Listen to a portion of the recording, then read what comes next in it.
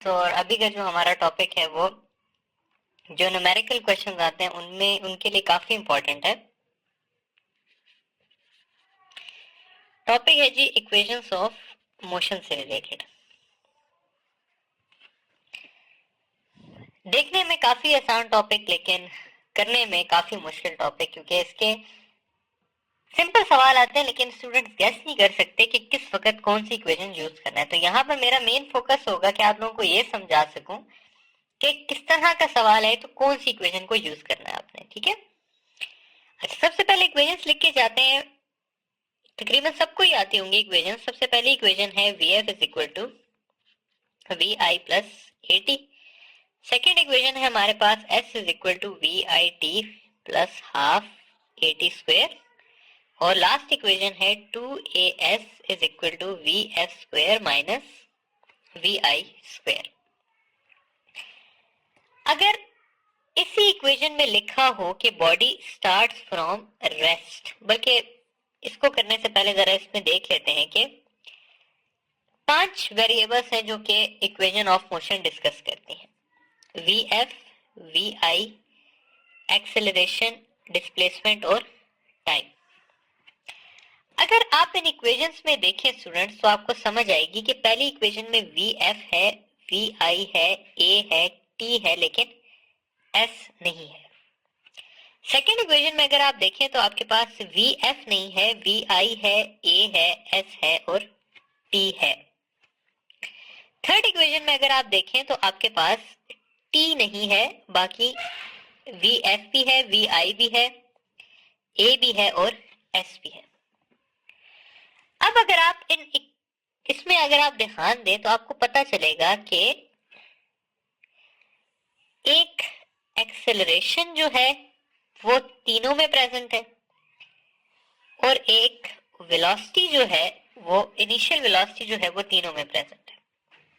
लेकिन initial velocity के बारे में एक बात है कि कहीं कहीं लिखा होता है बॉडी स्टार्ट्स फ्रॉम रेस्ट। तो अगर लिखा हो कि बॉडी स्टार्ट्स फ्रॉम रेस्ट तो इसका मतलब होता है कि वी आई किसके इक्वल है, 0 के इक्वल है। और तब ये इक्वेशंस हमारे पास कुछ इस तरह से मॉडिफाई हो जाती हैं कि V F is equal to A T, S is equal to half A T square. और थर्ड इक्वेशन मॉडिफाई हो जाती है two A S is equal to V F square.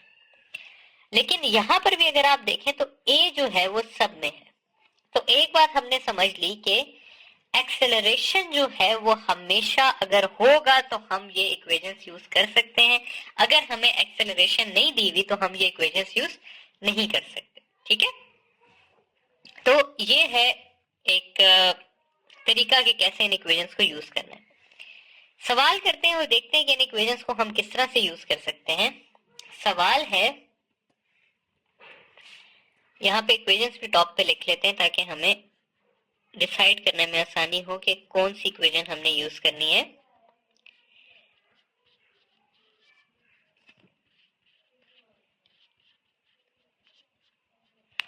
अच्छा, सवाल आपके पास कुछ इस तरह से है कि a body starts from rest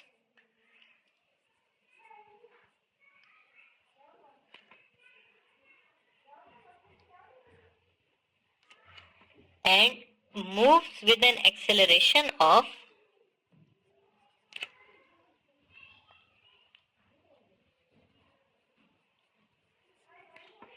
2 meter per second square. What is the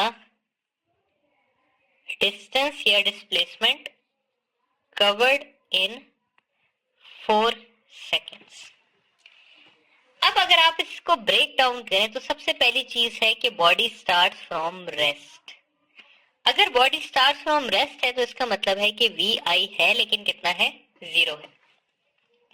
moves with an acceleration of 2 metre पर सेकेंड, तो सेकेंड चीज हमें दी हुई है एक्सेलरेशन। थर्ड पे आए तो लिखा हुआ है what is the distance covered in 4 second, यानी कि डिस्टेंस पूछा हुआ है और टाइम दिया हुआ है। ये डिसाइड करना होता है कि कौन सी चीज उन 5 वेरिएबल्स में इसमें नहीं मेंशन। तो वो अगर आप देखें तो VF जो है वो इसमें कहीं पे मेंशन नहीं है। तो हमें बेसिकली ऐसी इक्वेशन ढूंढनी है जिसमें VF का जिक्र ना हो। फर्स्ट इक्वेशन में VF है तो इसलिए ये इक्वेशन नहीं यूज हो सकती। थर्ड इक्वेशन में VF है तो ये इक्वेशन भी नहीं यूज हो सकती। तो हमारे पास जो ऑप्शन बचा है वो बचा है सेकंड इक्वेशन का। सेकंड इक्वेशन है S is equal to VIT plus half AT square. VI कितना है 0, तो ये 0 हो जाएगा, प्लस हाफ A कितना दिया हुआ है 2 दिया हुआ है और टाइम कितना दिया हुआ है 4 का स्क्वायर। तो इसका आंसर आ जाएगा हमारे पास 16 मीटर आ जाएगा। ठीक है, तो आई होप कि ये चीज आपको समझ आ गई होगी। अब यहां से मेरे पास जहन में एक और सवाल आया, उसकी भी एक इक्वेशन आप लोगों को कराता चलूं। ऐसा भी हो सकता है स्टूडेंट्स कि आप लोगों को सवाल दिया हुआ हो कि distance covered in 4th second. ये सवाल है आपके पास डिस्टेंस इन nth सेकेंड का सवाल है। डिस्टेंस इन nth सेकेंड का मतलब क्या होता है? डिस्टेंस इन nth सेकेंड का मतलब ये होता है स्टूडेंट्स कि मैं कहता हूं बॉडी स्टार्ट हुई है रेस्ट से, ये 0 से 1, 1 से 2, 2 से 3, 3 से 4, 0 second, 1 second, 2 second, 3 second, 4 second. मैं कहता हूं कि वो यहां से शुरू हुई, उसने यहाँ पर S1 कवर किया, यहाँ पर उसने S2 कवर किया, यहाँ पर उसने S3 कवर किया, यहाँ पर उसने S4 कवर किया। यानी कि फर्स्ट सेकंड में उसने S1 कवर किया, सेकंड में 2, थर्ड में 3, फोर्थ में 4। तो हमने सिर्फ ये फाइंड करना है कि उसने थर्ड से फोर्थ इंटरवल के बीच में कितना डिस्टेंस कवर किया। इसके लिए स्टूडेंट्स एक इक्वेशन होती है, वो इक्वेशन इस तरह से है कि distance covered in nth second is equal to initial velocity plus a divided by 2n minus 1। ठीक है, तो अब अगर मैं इस वाले की बात करूं तो इसमें vi कितना है 0, a दिया हुआ है हमें 2 और n कितना दिया हुआ है, इसमें फोर्थ इंटरवल है तो ये हो जाएगा 8 minus 1 7 मीटर। ठीक है, तो उसने फोर्थ सेकंड में सिर्फ कितना कवर किया, 7 मीटर किया। अगर यही सवाल होता थर्ड सेकंड का तो हम क्या कर लेते, हम कर लेते 0 प्लस 2/2, 2 इंटू 3 माइनस 1, तो ये हो जाता 6 माइनस 1, तो ये हो जाता 5 मीटर हो जाता। ठीक है, तो ये है जी हमारे पास क्या, distance covered in n second और n सेकेंड्स। n सेकेंड्स जो पिछला वाला सवाल किया था वो था n सेकेंड्स का। अच्छा, लीनियर में करने के बाद अब थोड़ा सा हम देख लेते हैं वर्टिकल मोशन को, कि वर्टिकल मोशन में ये इक्वेशंस किस तरह से यूज होती हैं। वर्टिकल मोशन की बात की जाए तो फर्स्ट इक्वेशन जो है वो है VF is equal to VI plus AT। अगर बॉडी ऊपर की तरफ जा रही है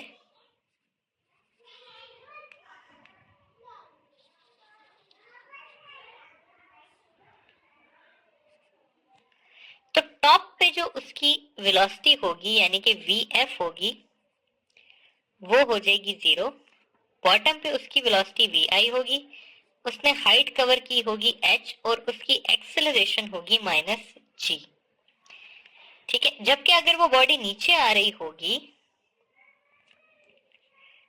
तो टॉप पे उसकी वेलोसिटी होगी 0, बॉटम पे उसकी वेलोसिटी होगी VF, उसने डिस्टेंस h कवर किया होगा और एक्सेलरेशन उसकी होगी +g।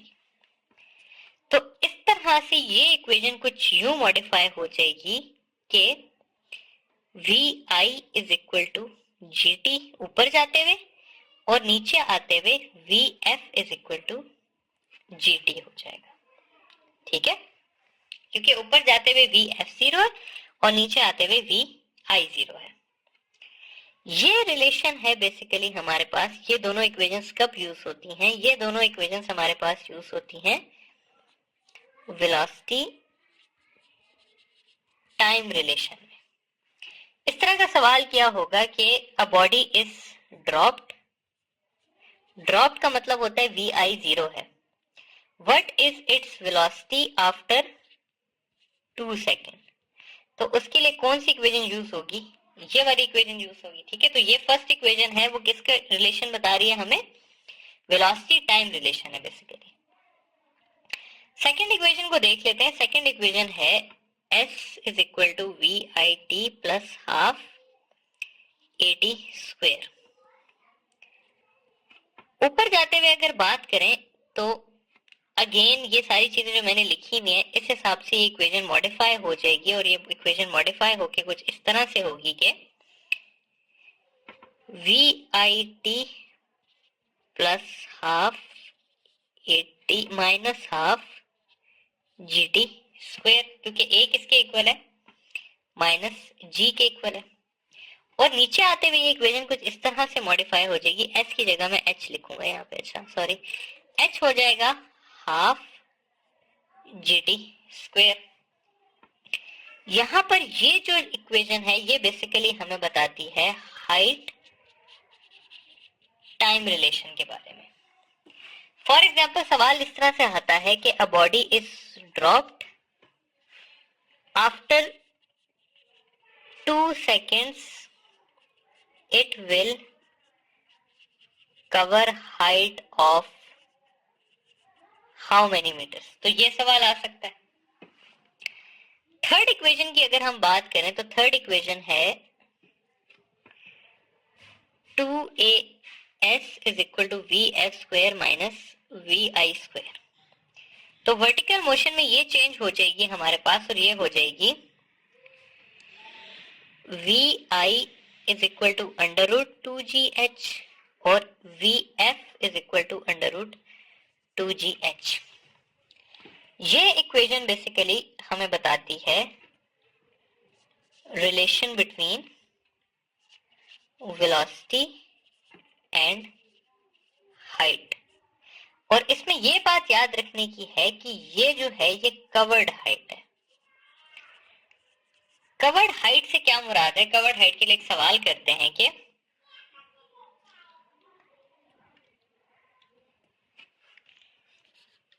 a body is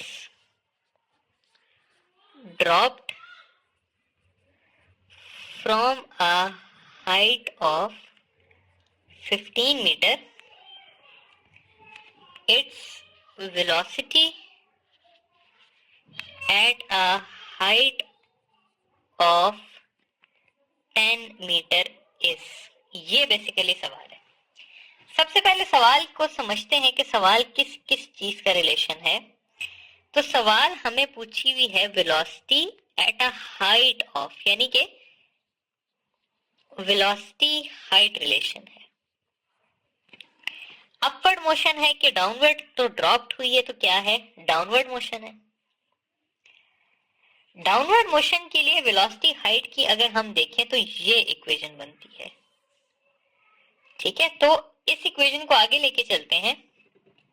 equation है v is equal to V F is equal to under root 2gh। अब सवाल ये है कि एक बॉडी को हमने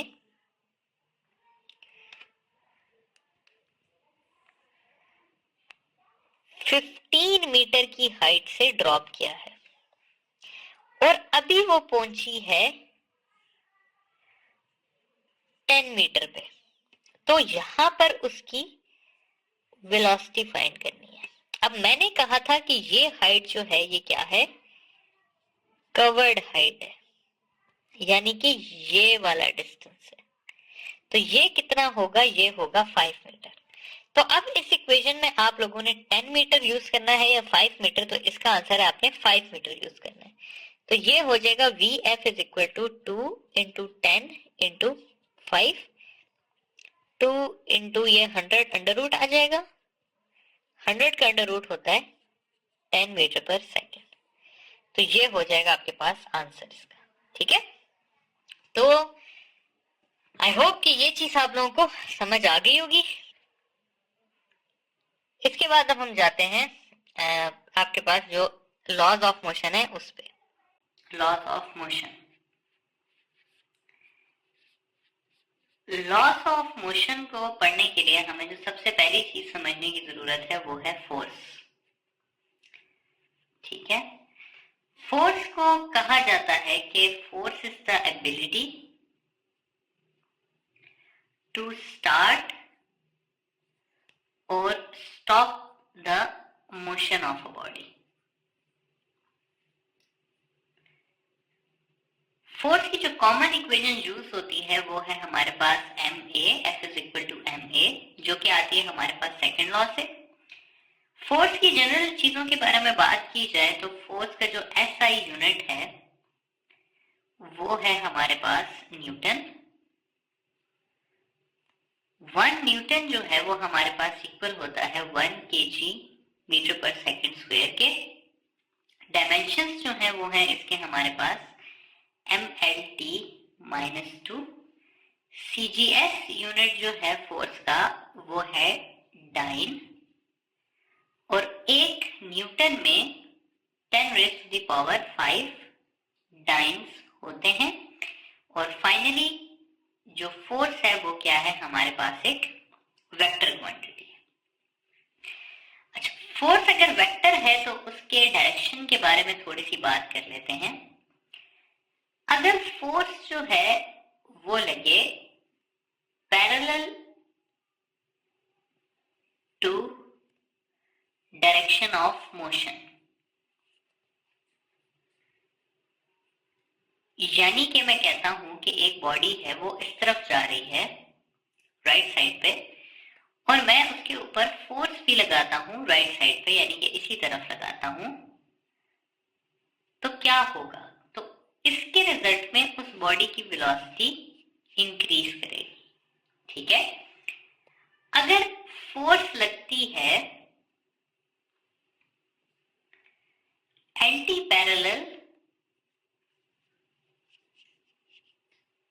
टू डायरेक्शन ऑफ मोशन, तब क्या होगा, तो तब अगर ये बॉडी जा रही है और फोर्स लगती है इसके ऑपोजिट यानी कि उल्टे डायरेक्शन में, तो क्या होगा, इसकी वेलोसिटी डिक्रीज होगी। और फाइनली अगर मैं कहता हूं कि फोर्स लगती है perpendicular to the direction of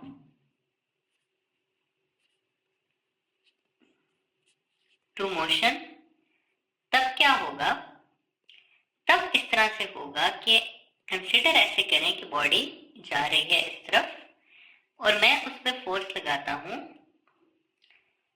इस डायरेक्शन में, तो इस बॉडी के रिजल्ट में क्या, इस फोर्स के रिजल्ट में क्या होगा कि ये अपना पाथ चेंज करेगी और ये जाएगी सर्कुलर पाथ को एडॉप्ट करने की। तो अगर फोर्स पैरेलल लगे तो बॉडी की वेलोसिटी इंक्रीज होती है, अगर ऑपोजिट लगे तो डिक्रीज होती है, और अगर परपेंडिकुलर लगे तो बॉडी सर्कुलर मोशन में मूव करना शुरू करती है। आगे जाते हैं लॉज ऑफ मोशन की तरफ। तो फर्स्ट लॉ ऑफ मोशन को देखते हैं कि क्या है। तो फर्स्ट लॉ ऑफ मोशन, जिसको हम कहते हैं जी लॉ ऑफ इनर्शिया,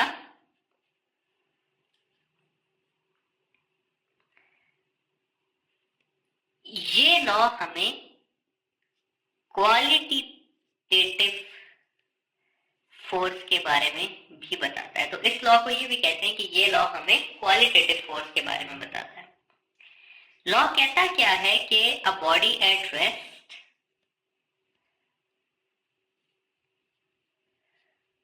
और motion will remain as such unless a force acts on it। ठीक है, कहने का मतलब क्या है, कहने का मतलब यह है कि अगर एक किताब जो है वो इस टेबल पे पड़ी हुई है तो वो यहाँ पर पड़ी रहेगी जब तक कि कोई इस पे फोर्स एक्सर्ट नहीं करता। अगर एक गाड़ी जो है वो जा रही है और 20 मीटर पर सेकंड से जाए जा रही है तो वो जाती रहेगी अनलेस उस पर कोई फोर्स एक्सर्ट नहीं करता उसे रोकने के लिए। ठीक है, अच्छा, इस लॉ के लिए जरूरी है कि बॉडी का यूनिफॉर्म मोशन या रेस्ट में रहने के लिए उसके ऊपर नेट फोर्स होना जरूरी है, और जिस बॉडी पे नेट फोर्स 0 हो उसको हम कहते हैं कि ये बॉडी ट्रांजिशनल इक्विलिब्रियम में है।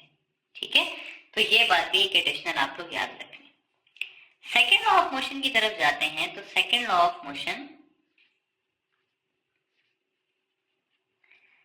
जो है वो काफी इंपॉर्टेंट है, और सेकेंड लॉ ऑफ मोशन कहता है कि acceleration is directly proportional to force and acceleration is inversely proportional to mass. और यहां से जो मैं इक्वेशन निकालता हूं वो एट द एंड निकलती है F is equal to ma। ये जो लॉ है ये मुझे क्वांटिटेटिव फोर्स के बारे में बताता है। फर्स्ट लॉ क्वालिटेटिव लॉ है, सेकेंड लॉ क्वांटिटेटिव लॉ है।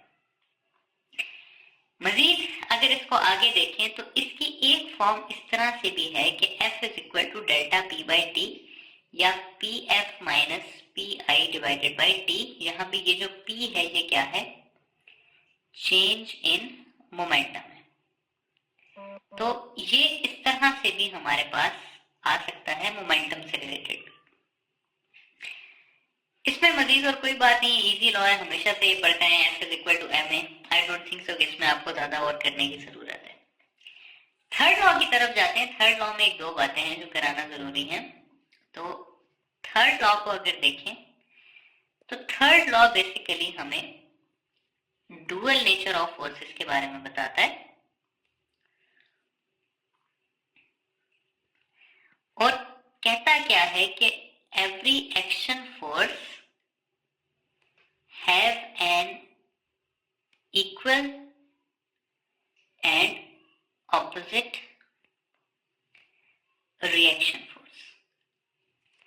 अच्छा, अब यहां पर ना स्टूडेंट्स जो बहुत इंपॉर्टेंट चीज है वो है हमें फर्क करना है between balancing forces and reactional forces.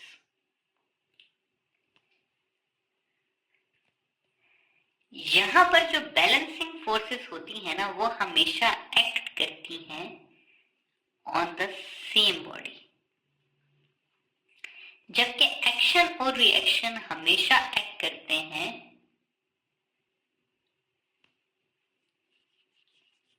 Different body में। बैलेंसिंग फोर्सेस जो हैं वो कैंसल करती हैं ईच अदर, कैंसल आउट करती हैं ईच अदर, जबकि ये एक दूसरे को कैंसिल नहीं करते।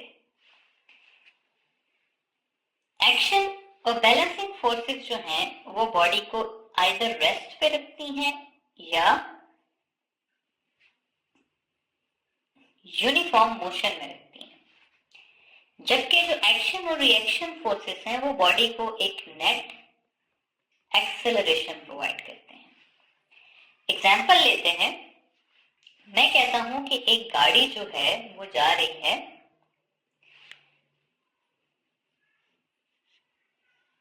यूनिफॉर्म स्पीड के साथ, यानी कि 20 मीटर पर सेकंड के साथ। तो इस केस में क्या हो रहा है, इस केस में जो गाड़ी का इंजन है वो गाड़ी पे फोर्स लगा रहा है आगे जाने के लिए, और फ्रिक्शन जो है वो गाड़ी पे फोर्स लगा रही है